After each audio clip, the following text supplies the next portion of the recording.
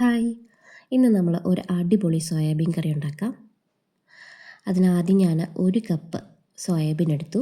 അതിലോട്ട് 2 ടീസ്പൂൺ ഉപ്പ് ആഡ് ചെയ്തു.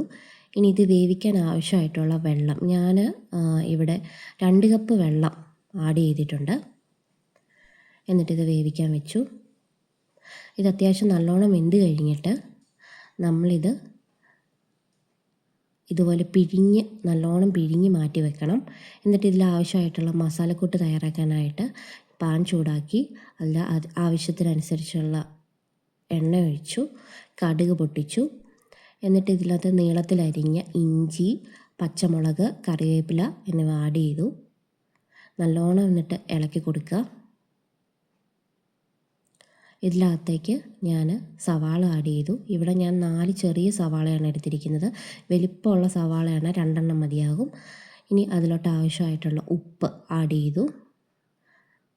നല്ലോണം ഇളക്കി കൊടുക്കുക.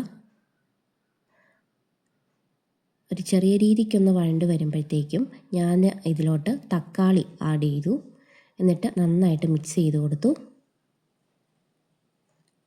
ഇനി ഇതുപോലെ വഴണ്ട് വന്നു കഴിയുമ്പോഴത്തേക്കും ഞാൻ മഞ്ഞൾപ്പൊടി,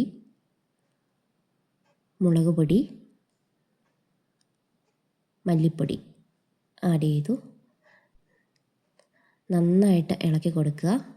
അത്യാവശ്യം യോജിച്ച് കഴിയുമ്പോഴത്തേക്കും ഞാൻ ഇതിനകത്തേക്ക് നമ്മൾ മാറ്റി വെച്ച സോയാബീൻ ആഡ് ചെയ്ത് കൊടുത്തു. നല്ലോണം ഇളക്കി കൊടുക്കുക. സോയാബീനിലോട്ടെല്ലാം കിട്ടുന്ന രീതിക്ക്. അത് ഞാനിവിടെ 1.5 കപ്പ് ചൂടുവെള്ളം ആഡ് ചെയ്ത് കൊടുത്തു. നന്നായിട്ട് യോജിച്ച് കൊടുക്കുക.